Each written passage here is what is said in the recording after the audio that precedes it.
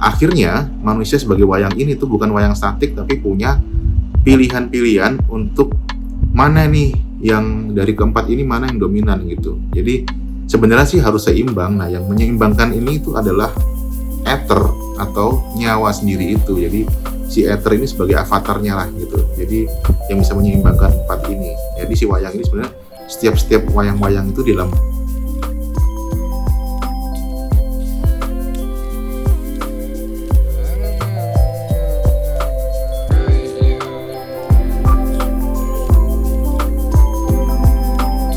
Assalamualaikum warahmatullahi wabarakatuh. Salam damai, salam sejahtera, salam kebajikan, salam yang indah-indah. Om Swastiastu. Ketemu lagi dengan saya, Yahya Rifandaru di channel Sinau Urip.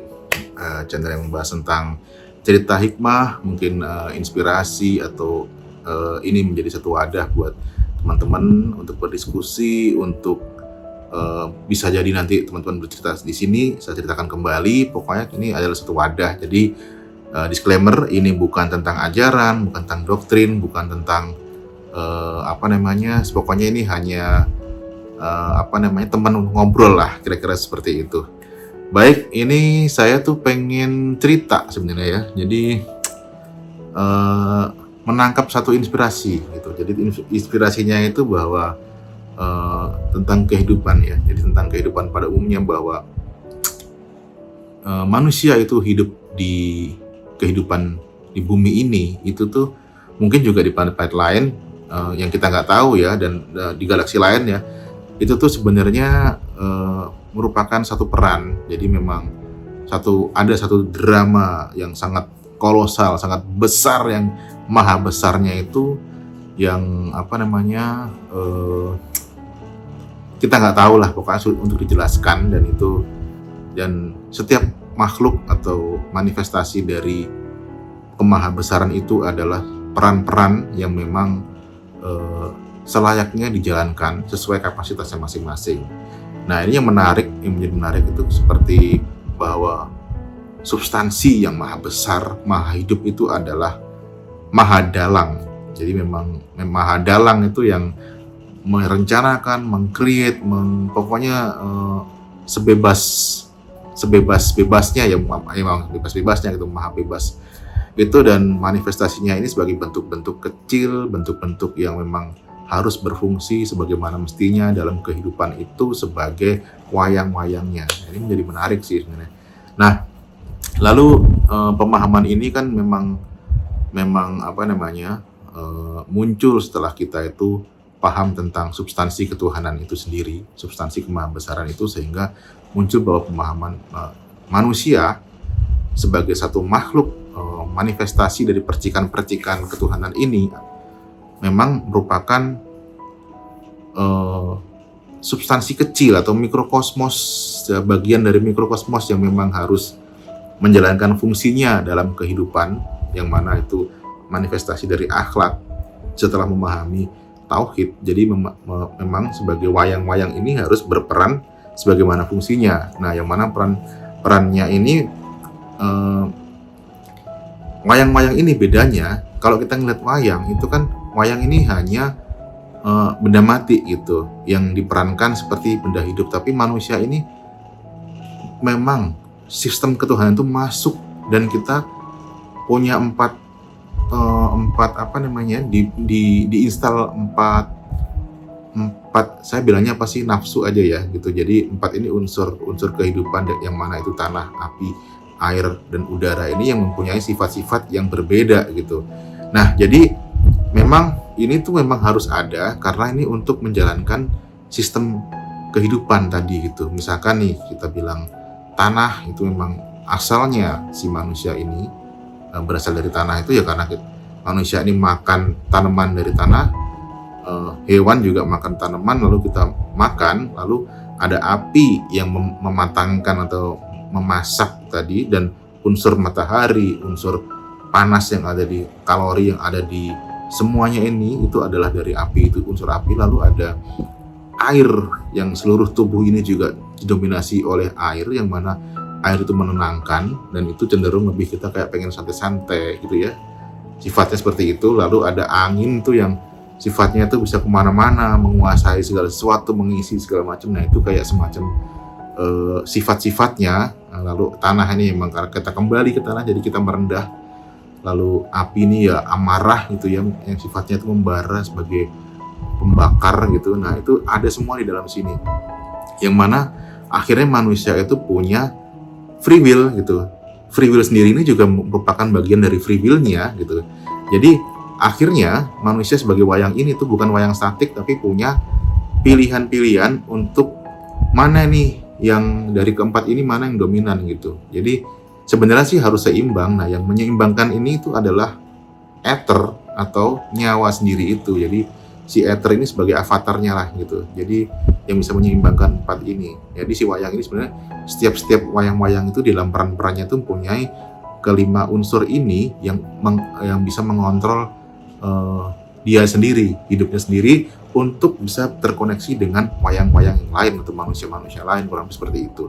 Nah, lalu misalkan begini, wayang ini kan dalam satu cerita kan ada yang berfungsi sebagai pemelihara, pembangun, lalu menciptakan, belajar segala macam, lalu ada yang berfungsi sebagai penghancur, perusak segala macam. Nah, ini kan adalah satu keseimbangan, satu sistem keseimbangan ya, yang mana memang harus ada.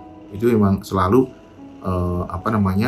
jadi manusia tadi atau sebagai wayang tadi itu, misalkan nih dominan yang api gitu ya, berarti dia bisa cenderung destruktif nih, sukanya mengumbar-umbar nafsunya, pengen berkuasa, pengen pokoknya menguasai, dominan itulah gitu. Tapi ada yang tanah ini mungkin cenderung lebih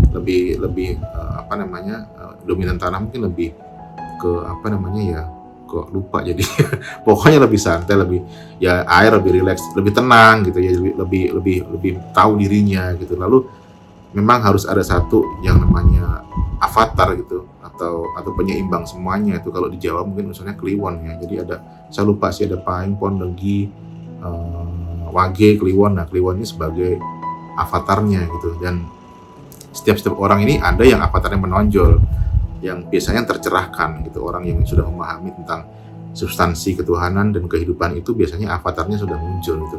Nah yang mana ini sebagai wayang, kita itu seringnya lupa gitu.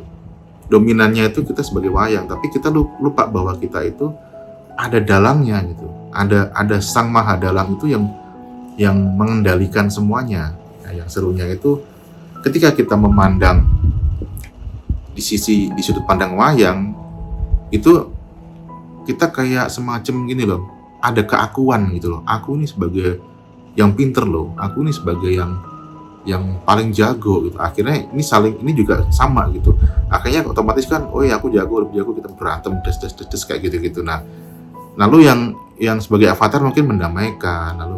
Nah ini biasanya tuh perannya ini hanya berfokus pada peran atau larut kepada peran-perannya itu, tapi lupa dengan substansi, ada yang mengendalikan. Nah, bagaimana caranya kita bisa mengingat ada maha yang mengendalikan ini? Berarti kita harus naik ke atas.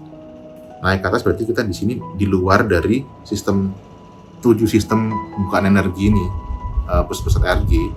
Jadi kita harus sesekali itu mungkin sedetik, 2 detik atau berapa lama itu kita naik di luar kesadarannya ya, maksudnya energinya itu kita tekan sampai habis, lalu bisa naik sampai ke kesadaran ketuhanan atau SQ tadi itu. Jadi itu bisa memandang bahwa oh iya ya, memang kehidupan tuh begitu gitu. Ya ada baik, ada buruk, ada perang, ada damai, ada bahagia, ada menderita, segala macam. Itu adalah merupakan skenario-nya semua, sunatullahnya semua yang memang harus terjadi di kehidupan ini gitu. Itulah ketika kita naik ke kesadaran itu, kita memahami bahwa semua itu adalah lebur. Jadi dualitas itu sudah lebur, hanya ketuhanan itu sendiri. Nah inilah manusia itu memang selain menjadi wayang, itu tuh harus mengakses kesadaran itu, spiritual itu.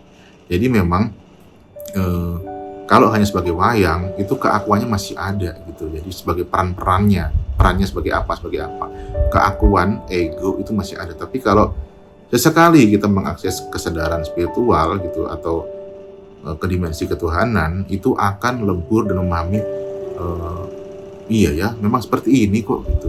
Menerima Pandung, seperti ini loh memang gitu. Kehidupan itu ya sudah gitu.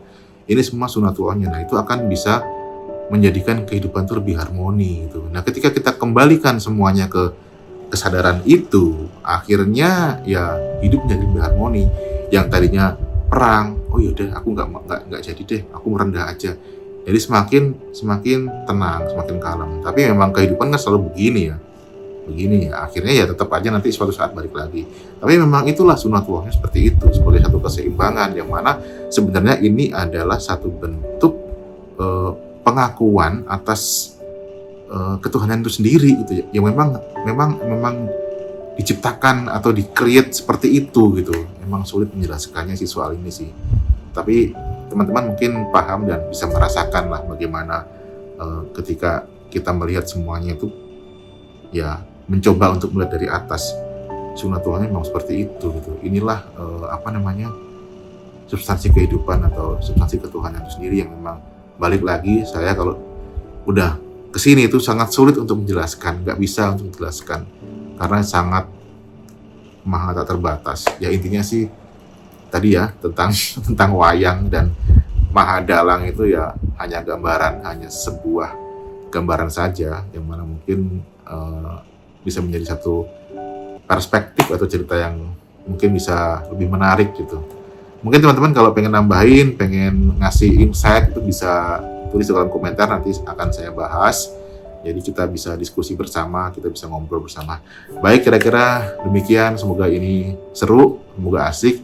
Wassalamualaikum warahmatullahi wabarakatuh. Salam damai, salam sejahtera, salam kebajikan, Om Swastiastu.